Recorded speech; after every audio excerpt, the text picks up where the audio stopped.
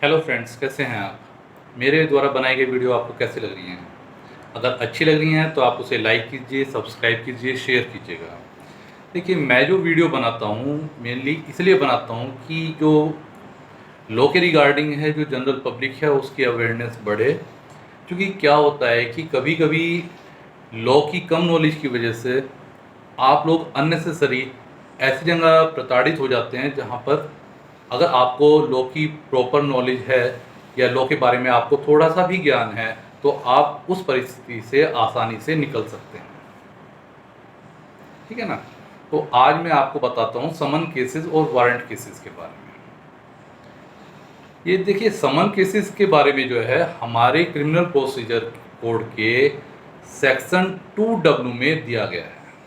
इसकी जो डेफिनेशन दी गई है वो सेक्शन 2W में दी गई है।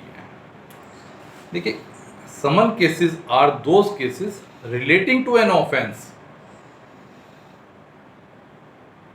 Other than warrant cases. यानी समन केसेस जो हैं उन ऑफेंस से संबंधित है जो वारंट केसेस नहीं है। अब यानी कि समन केसेस को समझने के लिए आपको कहां जाना पड़ेगा। सबसे पहले आपको क्रिमिनल प्रोसीजर कोड के सेक्शन 2X में जाना पड़ेगा, जहां पर वारंट केस की डेफिनेशन दी गई है। वारंट केस की जो डेफिनेशन दी गई है वो ये है आपके, warrant cases are those cases, warrant cases are those cases relating to an offence where death sentence, imprisonment for life और imprisonment for more than 2 years may be awarded. जिन केसेस में दो या दो से ज्यादा साल की सजा दी जा सकती है, डेथ सेंटेंस तक, 2 3 4 5 6 7 8 9 10 लाइफ इम्प्रिजनमेंट और लास्ट में डेथ सेंटेंस, यानी 2 साल से ऊपर के जितने भी सजा दी जा सकती है जितने केसेस में, वे केसेस कहलाते हैं वारंट केसेस। सही है। तो अब हम जाते हैं 2W पे, जो उसकी डेफिनेशन थी समन केसेस की। यानी कि जो वारंट केसेस नहीं है वो समन केसेस हैं, यानी कि जिनमें 2 साल से कम की सजा है वे क्या हो गए, वो समन केसेस हो जाते हैं। देखिए, समन केसेस जो होते हैं इनके अंदर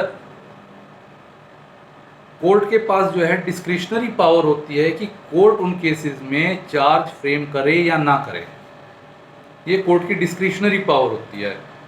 कोर्ट सिंपली पर किसी भी ऑफेंस के पर्टिकुलर्स मेंशन करके भी जो है केस की प्रोसीजर चल सकती है समन केसेस में।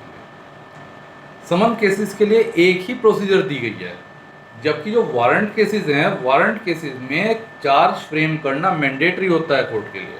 यानी कि वारंट केसेस में चार्ज फ्रेम करने ही पड़ेंगे एक्यूज्ड के अगेंस्ट। ठीक है ना। तो चार्ज जो है ये मैंडेटरी होता है वारंट केसेस के अंदर। और इसमें जो वारंट केसेस होते हैं, वारंट केसेस में प्रोसीजर भी 2 तरह की होती है। एक तो पुलिस रिपोर्ट से प्रोसीजर स्टार्ट होती है, और एक प्रोसीजर और दूसरी जो प्रोसीजर है वो अदरवाइज है, मतलब कि आपकी कंप्लेंट केसेस से भी स्टार्ट हो सकती है, और आपका कोर्ट जो है सुओ मोटो ले सकती है। या सुओ मोटो होते हैं कोर्ट का स्वतः ज्ञान, यानी कि मान लें किसी केस में जो है ना FIR है ना कंप्लेंट है, कुछ भी नहीं है, कोर्ट की नॉलेज में है कि ऐसी घटना घटी है, तो कोर्ट उसमें स्वतः संज्ञान लेके जो है उस पर प्रोसीजर अपनी स्टार्ट कर सकती है कोर्ट की। ठीक है। जो समन केसेस जो हैं, समन केसेस में अगर कंप्लेनेंट नहीं आता है तो उस कंडीशन में कोर्ट जो है एक्यूज्ड को एक्विट कर सकती है। एक्विटल मतलब बरी कर सकती है उसे। वारंट केसेस में चूंकि चार्ज फ्रेम मैंडेटरी होता है, तो अगर चार्ज फ्रेम होने से पहले एक्यूज नहीं आता है तो उस कंडीशन में चार्ज फ्रेम होने से पहले कंप्लेनेंट नहीं आता है तो उस कंडीशन में कोर्ट एक्यूज्ड को डिस्चार्ज कर सकती है, यानी आरोप मुक्त कर सकती है। ठीक है ना। तीसरी बात क्या है कि मैं आपको बताऊं कि ये जो समन केस और वारंट केस तो आप समझ गए। इसमें एक चीज़ का जानना जरूरी है कि जब समन केस और वारंट केस है तो आपने समन और वारंट के बारे में भी सुना होगा कि कोर्ट से वारंट आया है, कोर्ट से समन आया है। लेकिन समन क्या है? समन वह चीज़ है कि कोर्ट का बुलावा है कि आप आइए कोर्ट में आके इन्फॉर्मेशन दीजिए।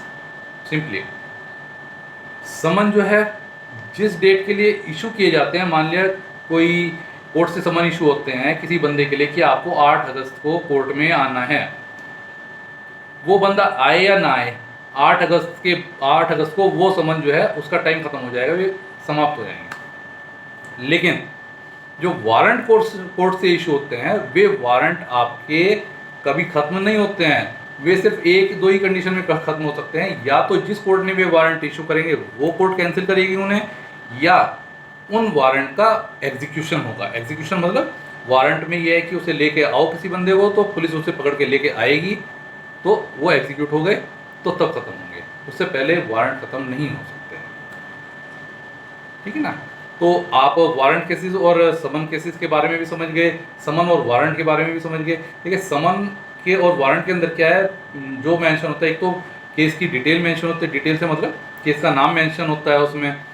दूसरा आपका जो जिस कोर्ट ने इशू किए हैं उस कोर्ट की सील होती है, प्रिसाइडिंग ऑफिसर जो है उस कोर्ट का उसके सिग्नेचर होंगे, डेट होगी, प्लेस होगा, टाइम होगा कि कहाँ आना है, किस वक्त आना है, किस कोर्ट में आना है। ठीक है, ये चीज़ उसके अंदर मेंशन होती है। समन्स में उस बंदे का नाम होगा जिस बंदे के समन इशू किए गए हैं कि उसे लाना है। ठीक है। जो वारंट जो होते हैं, वारंट एक अधिकार पत्र होता है, वारंट इशू होते हैं पुलिस को दिए जाते हैं, यानी पुलिस को अधिकार दिया जाता है कि आप जाइए और उस बंदे को लेके आइएगा। उसमें भी लगभग सेम चीज़ जो है ये मेंशन होती है। आपके इसमें प्रिसाइडिंग ऑफिसर के सील होती है, आपके उसके सिग्नेचर होते हैं उसके, और टाइम प्लेस डेट वगैरह सब कुछ मेंशन होती है, उस बंदे का नाम होता है जिसे लेकर आना है। ठीक है, ये सारी चीज़ उसके अंदर मेंशन होती हैं। ठीक है ना। तो ये आपके सबंस हो गए और वारंट हो गए हैं, आप इसके बारे में भी समझ गए होंगे। ठीक है जी, धन्यवाद।